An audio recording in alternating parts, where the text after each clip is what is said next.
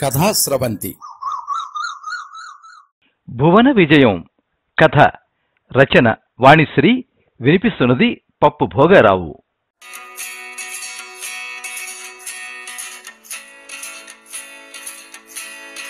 భువన, evening office నుంచి ఇంటికి ఎప్పుడు వస్తావు? వచ్చి కలుస్తాను. రేపు నేను యుఎస్ వెళ్తున్నాను కాల్ చేసి చెప్పింది స్వాతి. ఇంటి దగ్గరే ఉన్నాను. ఆఫీస్ హాలిడేనా? కాదు, నేనే సెలవు పెట్టాను. ఏ, ఒంట్లో బాగాలేదా? మనసేం బాగాలేదు. ఏమైంది? సరే వస్తున్నా. స్వాతి వెళ్లేసరికి భువన ఆమె కోసం ఎదురు చూస్తోంది. భువన ముఖం పీక్కుపోయి ఉంది. దిగులుగా ఉన్నట్లు కనిపించింది. ఎందుకే అలా ఉన్నావు? ఏం జరిగింది? నేను జీవితంలో ఫెయిల్ అయ్యాననిపిస్తోంది. ఒంటరి బతుకు, ఏం సుఖం లేదు. తీరబోయని గొంతుతో చెప్పింది భువన. నీ మొహం, జీవితంలో ఫెయిల్ అవ్వడం పాస్ అవ్వడం ఏమిటే అర్థం లేకుండా? భర్త చనిపోయినంత మాత్రాన జీవితంలో ఫెయిల్ అయినట్లా? నీకింకా నిండా 25 ఏళ్ళు లేవు. ముందెంతో జీవితం ఉంది. దిగులు పడితే ఎలా? ఓడిపోతే గెలవడం నేర్చుకోవాలి. మోసపోతే జాగ్రత్తగా ఉండడం నేర్చుకోవాలి. చెడిపోతే ఎలా బాగుపడాలో నేర్చుకోవాలి. జీవితంలో నిత్యం నేర్చుకుంటూ ఉండాలి. నా మానాన నన్ను బతకనివ్వడం లేదే ఈ జనం. ఇల్లు అమ్మేసి ఏదైనా హాస్టల్లో ఉంటే హ్యాపీగా ఉంటుందేమో. ఎందుకలా? ఇల్లు ఆఫీస్కి దూరంగా ఉందనా? కాదు. ఎదురింట్లో కాంతమ్మ అని ఒక ఆమె ఉంది. నన్ను చూసి అసహ్యంగా ముఖం పెడుతుంది. నన్ను ఒక పురుగులా చూస్తుంది. నేను బయటికి వెళ్తున్నప్పుడు పిల్లి మీద ఎలుక మీద పెట్టి కామెంట్స్ చేస్తుంది. నేను పొద్దున్నే లేచి కాలనీ పార్కులో కాసేపు వాకింగ్ చేసి పాల ప్యాకెట్ తెచ్చుకుంటూ ఉంటాను. అప్పుడు ఆ కాంతమ్మ వాళ్ళ ఇంటి ముందు ఊడుస్తూనో ముగ్గులేస్తూనో కనిపిస్తుంది. పొద్దున్నే ఈ విధవకు వీధిలో ఏం పని? దీని పాడుముఖం చూడలేక చస్తున్నాను. ఈ రోజు నాకు ఏం మూడిందో అంటూ ఉంటుంది. భువన చెబుతూ ఉంటే ఆవేదన ఆమె గుండెను పిండుతున్నట్టుగా ఉంది. కొందరు చేదస్తులు మూఢనమ్మకాలతో చస్తూ ఉంటారు. అటువంటి వాళ్ళని పట్టించుకోకు. డోంట్ కేర్గా ఉండు. పవర్ఫుల్ మైండ్ ఉండాలే. వీక్ మైండ్ ఉంటే ఇట్లా ప్రతిదానికి బాధపడాలి. ఇంటి దగ్గర ఇట్లా ఉంటే ఆఫీసులో కూడా వేధింపులే. ఒంటరి దానిని లోకువ. మిడిల్ ఏజ్ వాళ్ళు కూడా ఏదో ఒక వంకతో వచ్చి పలకరిస్తూ బుట్టలో వేసుకోవాలని చూసేవాళ్లే. ఛీ, ఏం మనుషులో. మా మేనేజర్ మరీ ఘోరం. ఛాంబర్కి పిలిచి పర్సనల్ విషయాలు మాట్లాడతాడు. ఒంటరిగా ఎట్లా ఉంటున్నావు? తోడు కావాలనిపించడం లేదా? రాత్రులు ఎట్లా నిద్రపడుతుంది అంటూ నాన్సెన్స్ మాట్లాడుతూ ఉంటాడు. భువన ఏడవసాగింది. ఏడవకే, ఒంటరిగా ఉంటే అంతే. పాపిష్టి కళ్ళు పడతాయి. మళ్ళీ పెళ్లి చేసుకోవే. చాలేవే, ఒకసారి అయిందిగా. మళ్ళీ పెళ్లి చేసుకుంటే నా బతుకు పెనం మీద ఉంచి పొయ్యిలో పడ్డట్టు అవుతుందని భయం. ఎందుకట్లా భయపడుతున్నావు? మనిషి ఆశావహ దృక్పథంతో ఉండాలి. భర్తలు చనిపోయిన వాళ్ళు ఎందరూ మళ్ళీ పెళ్లిళ్ళు చేసుకుని పిల్లా పాపలతో సుఖంగా లేరు? ఏమోనే, ఆడపిల్ల పెళ్ళంటేనే జూదంలా అనిపిస్తోంది. న్యూస్ పేపర్ చూస్తే భయం వేస్తోంది.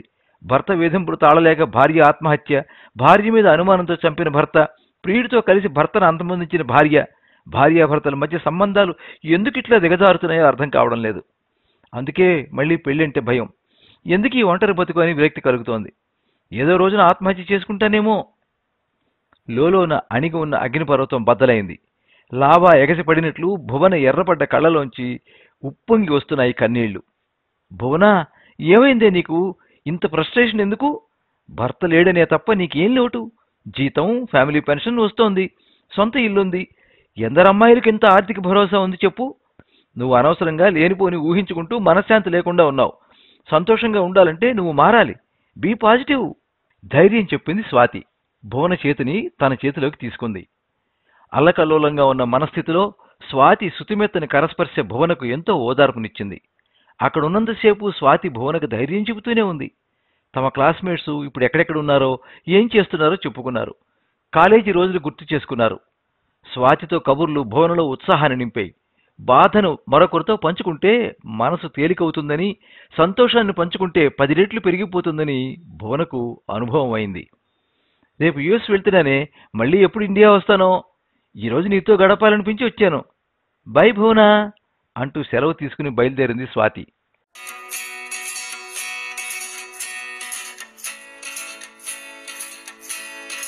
చెట్టు నుంచి పండుటాకులు రాలినట్టుగా రోజులు గడిచిపోతున్నాయి.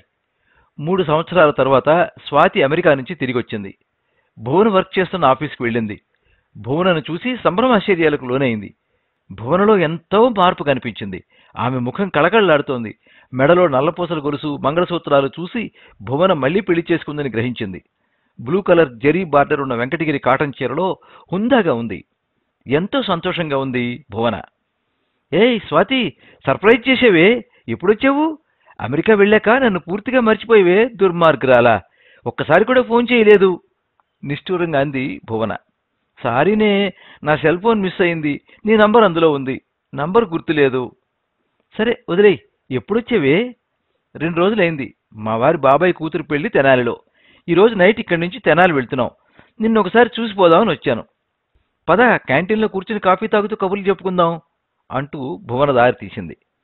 ఇంతకుముందు చూసినప్పుడు దిగులుగా వాడిన మొగ్గలా ముడుచుకుని ఉన్న భువన ముఖం ఇప్పుడు పువ్వులా వికసించింది. నూతన కాంతి పులుముకుని నిగారించింది. క్యాంటీన్లో ఇద్దరు కార్నర్ సీట్లో కూర్చున్నారు. చెప్పవే భువన, ఎప్పుడు పెళ్లి చేసుకున్నావు? ఎలా జరిగింది? నాకు చాలా సంతోషంగా ఉందే నిన్ను చూస్తుంటే.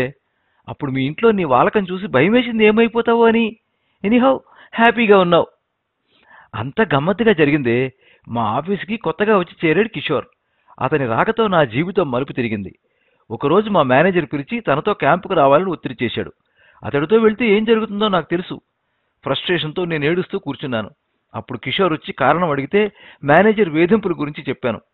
నువ్వు ఏడవడం కాదు భువన, వాడిని ఏడిపించాలి అని నేనేం చేయాలో చెప్పాడు. మేనేజర్ నన్ను రమ్మని అటెండర్తో కబురు చేశాడు. నేను ఛాంబర్లోకి వెళ్ళి తలుపు మూసి బోల్ట్ పెట్టాను. గట్టిగా తిడుతూ తిరగబడ్డాను.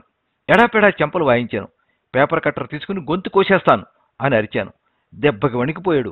నేను తలుపు తీసుకుని సెక్షన్లోకి వెళ్ళి స్టాఫ్ అందరి ముందు మేనేజర్ను తిట్టడం కంటిన్యూ చేశాను. ఏమనుకుంటున్నావు? నన్ను పక్కలోకి రమ్మంటావా? ఒంటరిదానని లోకువా? చంపేస్తాను అంటూ చెలరేగిపోతుంటే స్టాఫ్ అంతా నన్ను దయ్యం పట్టిందని చూసినట్టు నోరెళ్లబెట్టి చూశారు. మర్నాడు మేనేజర్ ఆఫీసుకు రాలేదు. అవమాన భారంతో సెలవు పెట్టి ట్రాన్స్ఫర్ చేయించుకుని వెళ్ళిపోయాడు. భువన మనసుకి ఆనాటి దృశ్యాలు సినిమాలా కనిపిస్తున్నాయి. ఆనాటి అనుభూతి ఆమె మనసుని పట్టి ఊపేస్తోంది. వెరీ గుడ్ భువన, భలే మంచి పని చేసేవే. కిషోర్ నీకు మంచి ఐడియా ఇచ్చాడు.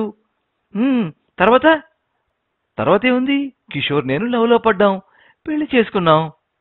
కొత్త పెళ్లి కూతురులా సిగ్గుపడుతూ చెప్పింది భువన. కిషోర్తో ప్రేమలో పడి పెళ్లి చేసుకున్న భువనకి కళ్ల ముందు కొత్త బంగారు లోకం కనిపిస్తోంది. కిషోర్ బాగుంటాడా? అడిగింది స్వాతి. ఓ చూడు అంటూ సెల్ ఫోన్లో ఫోటోలు చూపించింది భువన. చూశావుగా, హుషారుగా ఉంటాడే, ఎప్పుడు నవ్వుతూ తుళ్ళుతూ ఉంటాడు. He looks fantastic. బాగుందే. ప్రశాంత్ నగర్ కాలనీలో మీ ఇంట్లోనే ఉంటున్నావా, లేకపోతే కిషోర్తో అత్తారింటికి వెళ్ళిపోయావా? కిషోర్ ఇంటికి వెళ్ళి ఉంటున్నాను. నా ఇల్లు అద్దెకిచ్చాను. గుడ్. మీ ఇంటి ఎదురుగా ఉండే కాంతమ్మ ఏమంటున్నది? నువ్వు పెళ్లి చేసుకున్నాకైనా వేధింపులు ఆపిందా? కాంతమ్మ ఇక్కడ ఉండడం లేదు, వాళ్ళ ఊరు వెళ్ళిపోయింది. అదేమంటే నేను కాపురం పెట్టింది ఎదురింట్లోనే. కిషోర్ కాంతమ్మ చిన్న కొడుకు మరి అంటూ పగలబడి నవ్వసాగింది భువన.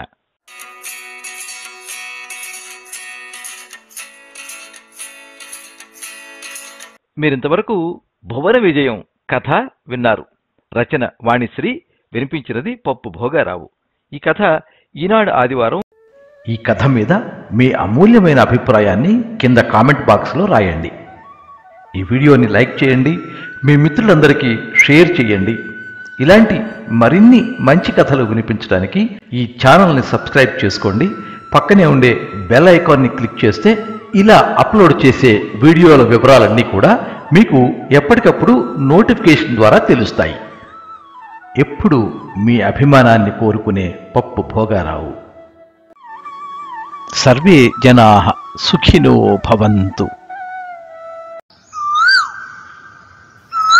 కథా స్రవంతి